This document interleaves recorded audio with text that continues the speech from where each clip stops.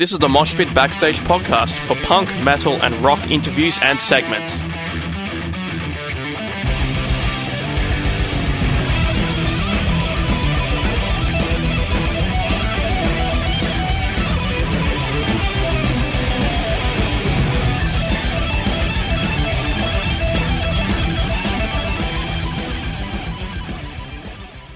Hey, this is Caitlin from Eat Your Heart Out, and you're listening to the Moshpit on Sin. Caitlin Henry is the vocalist of Australian pop-punk band Eat Your Heart Out, who released their latest EP, Mind Games, late last year. They'll be supporting Simple Plan, playing in Melbourne at the Forum on April 24th. Caitlin, thank you so much for joining me. No problem, thanks for having me. Now, let's start something simple, and then we'll get into the EP. Where did you get the name from? With the name, we kind of were struggling for a while to think of something that summed the EP up. It was actually an idea that our A&R from Fearless had. Cody, he kind of approached us with it, and I liked it immediately. Some of the guys took a bit to warm up to it, but eventually I think it just sums up all the themes of the EP well, and we all agreed on it eventually, so yeah. Between the band members, how do you go about writing your music? So usually, Will's the main songwriter, so he usually comes up with, the original idea and then sort of just build on it from there. I mean, some of the songs in the EP, Rust, that was the ideas that Andrew had initially, and Cellophane was Jake's idea, so kind of collaborative, but usually it's, an idea that Will have first. Now, you released another EP in 2015 and another one in 2017. Working on those ones, do you kind of learn anything that you sort of put into practice on Mind Games?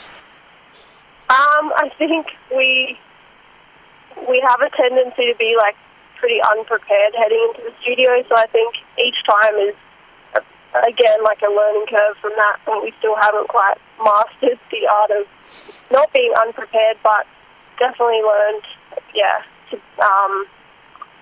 to sort of work a bit harder before we head into the studio first. But I think as well it's just learning to be comfortable, more and more comfortable in the studio, and from those previous releases, yeah.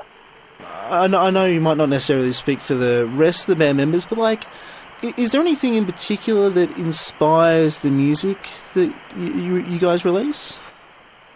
That inspires the music? Yeah.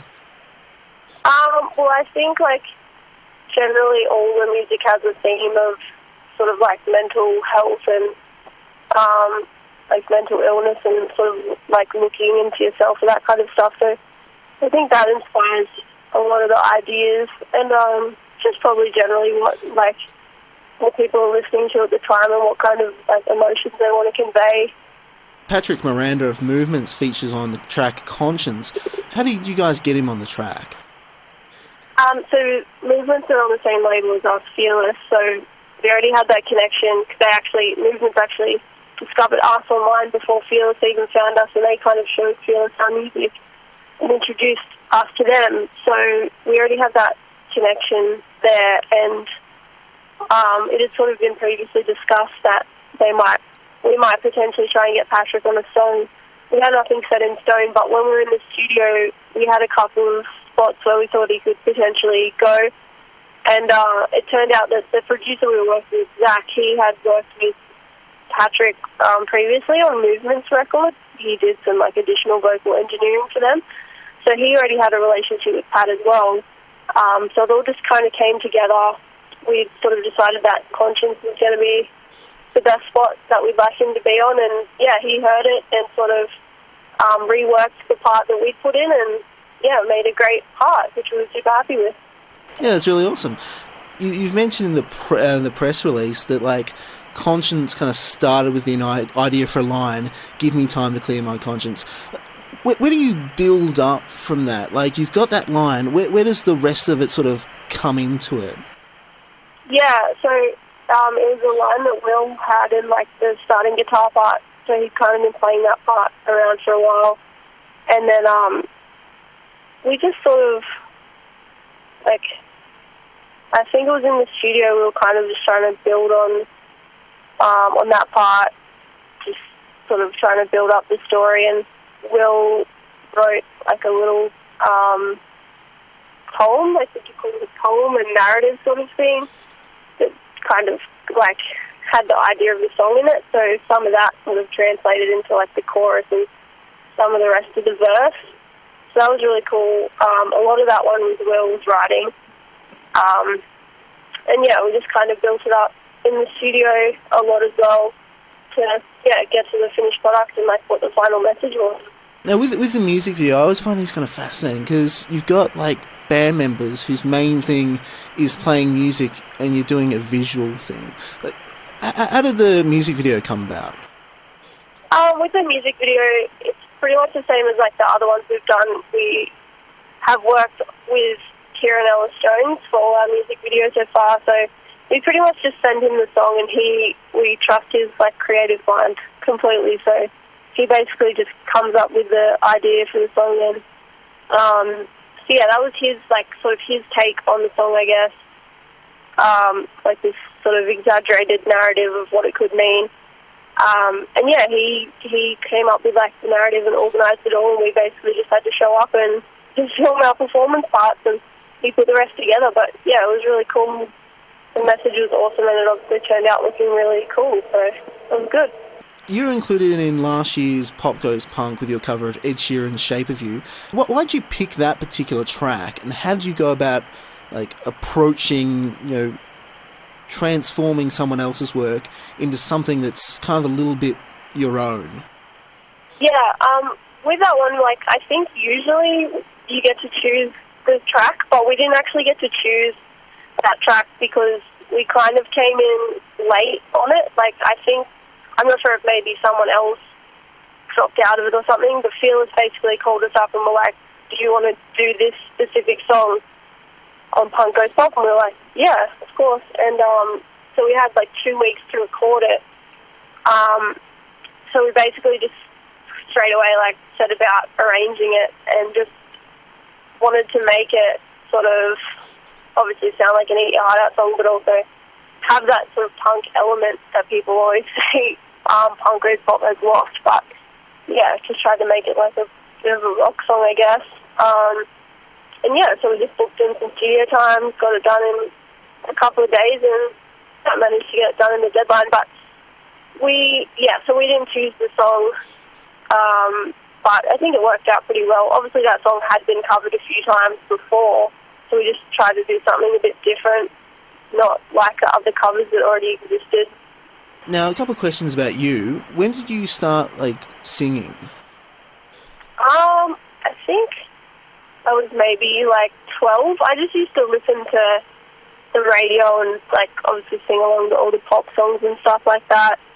And then when I went to high school, so when I was, 12 or 13, I joined the choir and would sing in music class and stuff like that, and at school performances, and then I was in the chorus of the musical. So that was sort of when I started, and then I think I started doing singing lessons when I was maybe 13 as well. And yeah, it just sort of went from there, and yeah, just doing all that sort of stuff, like the pop music and choir, and yeah. When did you start first listening to punk music? Probably just after that, so maybe when I was 13, maybe just turning 14, I kind of started, because around that time as well, more punk stuff was mainstream as well, you'd see, I don't know, Good Charlotte and, Taking Back Sunday and Paramore and all that kind of stuff were on, video hits. So you were kind of exposed to it, even if you weren't more in that alternative world. So I think I started to get into those sort of bands just from that. And then my cousin gave me a heap of more, he gave me some Flyleaf and some Breaking Benjamin and some Slipknot and stuff like that. So I started to get into all that sort of stuff as well. And so yeah, that was probably when I was 13 or 14. And finally, I know this can be a very difficult question for some people, but do you have any favourite bands? Favorite bands? I think it's hard because I always it always seems to change. I think the emo bands like Paramore and Brand New and those sort of bands always will hold a spot in my heart as like favourite bands. But I mean, recently I've just I love the Story so far as well. They're definitely up there as one of my favourite bands. Probably like some Tiger Straw as well. But I don't know. It's hard to say. I think like taste just changes so much, and you know, should have like a different favourite band every week.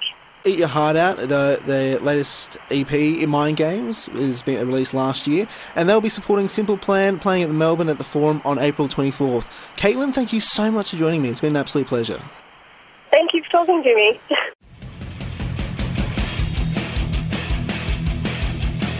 Thanks for listening to the Moshpit Backstage podcast. You can subscribe to us on iTunes and Omni. To find out more about the show, go to www.syn.org.au/moshpit. Like us on Facebook at facebook.com/moshpitonsyn, and follow us on Twitter and Instagram at moshpitsyn.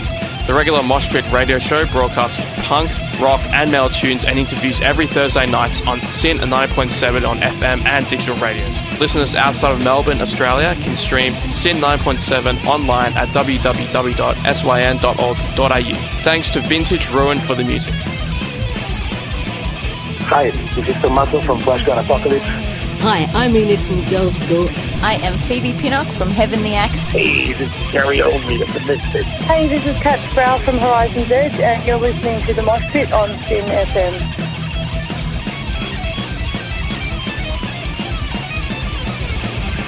Hi, this is Einar from Leopard. Hi, I'm Virginia Lilly from the band Lily. This is Raul from 1349. Hey, what's up, everybody? This is Ali from Zebrahead. Hey, everybody, this is Charlie Benante with Anthrax, and you are listening to the Moshpit on Syn.